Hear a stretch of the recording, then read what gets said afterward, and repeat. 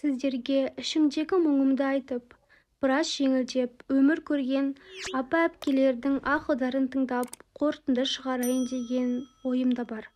Жалпы мендегі мәселе ата-енем. Менің келін болып түскеніме аса көп уақыт бола қойған жоқ. Дегенмен, осы уақыт аралығында мен келген жерімнің қандай отбасы екендігін толықтай танып біліп үлгердім.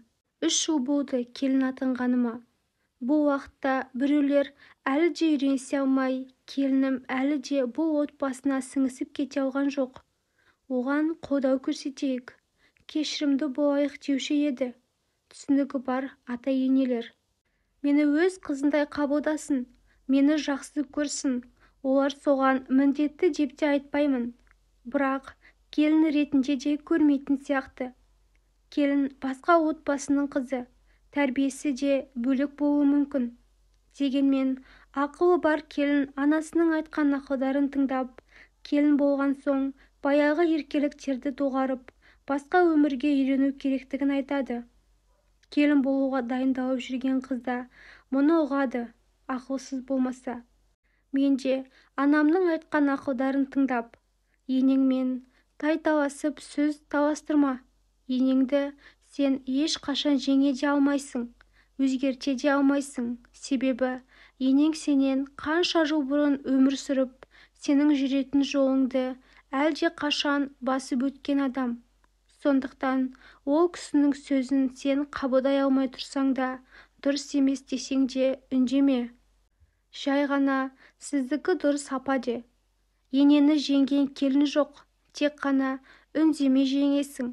Егер отбасыңның бүтін болғанын қаласаң, енең сол үйге орнатқан заңды қабылдап, сол заңмен жүруіңе тура келеді. Сонда ғана сен сол үйдің бір мүшесіне айналасың дегенін орындауға тырыстым. Осылай деп анам бар ақылын айтып, ақ батасын беріп шығарып салған болатын. Әрине, мен сүйген адамымды таңдадым. Алайда, оның ата-анасын мен таңдай алмаймын ғой. Жаман десем, сол жаман адамдардан туған бала қалай жақсы болады? Ол жағында көп ойлап, ата-енемнің маған деген жақсылықтарын, жақсы сөздерін үнемі есімде сақтауға тырыстым. Алайда, қарап отырсам, келін болған 3 жылдың ішінде бір-бірімізбен жақсы сөйлесуден гөрі, жоқ жерден енемнің ұрыс шығарғанына байланысты көбінесе ұрыс-керіс орын алатын. Алғашында енемнің тістеп сөйлейтін әдетін білмейтінмін. Оның көңілге тиетін әр сөзінен соң жылап қалатынмын. Келін болудың мұншалықты қиын болғанына шыдау мүмкін емес. Бұлай кете берсе, соңы ажырасумен аяқталатын шығар деп те қорқатын болдым. Сонда да анамның мені ұзатарда құлағыма құйып жіберген ақылдарын есіме алып, көп жағдайда үндемей құтылатынмын. Бірақ ұдайы осылай жалғаса берген соң адамның жүйкесі тоза бастайды екен. Ана мүмкін, егер енең ұрсып жатса дегені 3 жылдың ішінде күн сайын осылай дейтінін ойламағандықтан айтып отыр ғой. Ал менің енем жоқ жерден ұрыс-керіс шығаратын еді. Мұндай сәттеріміз өте көп болды.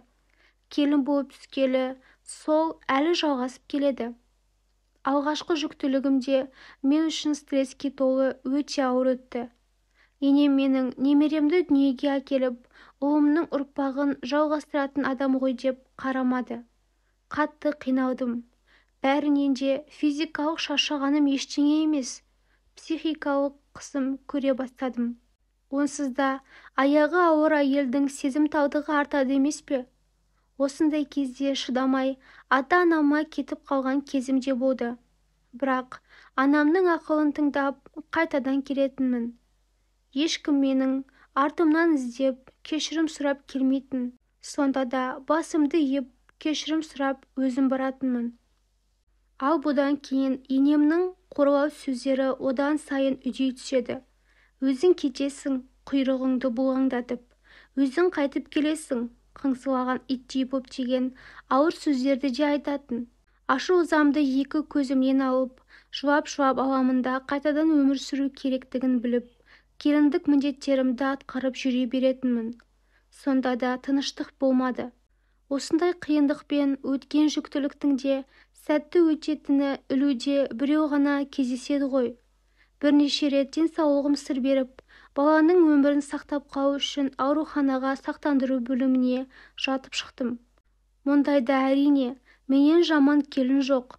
Ауру келін, ауру бала туады деп күйеуіме де талай рет шағымданып жатқанын естігенмін. Сөйтіп жүріп босандым. Енем балаға қараған жоқ. Қарамаса да мейлі, оған да көнер едім. Тек қана бұрынғы келіндік міндеттеріңді ұмытпай, өзің істе дегені кішкене ауырлау. Өзім жас босанған ана болсам да, енем қойдың сорпасын беріп, қалжалау 40 күн күтім жасап, ана мен баланың сүйегі қатайсын деген ұғым жоқ. Оған ештеңе айта алмаймын. Жалғыз сен ғана бала туып жатқан жоқсың. Біз де 4 баланы өмірге әкеліп, өлмей-ақ осы күнге жеттік қой. Сен де өлмейсің. Тұр орныңнан деп, қонақтар келсе солардың күтімін жасауға жұмысқа салады. Қатты қалжырап шаршадым. Тұңғышымды босанып отырсам да 5-6 бала тапқан кексе әйел секілді ауырмайтын жерім жоқ. Қалай шыдауға болады?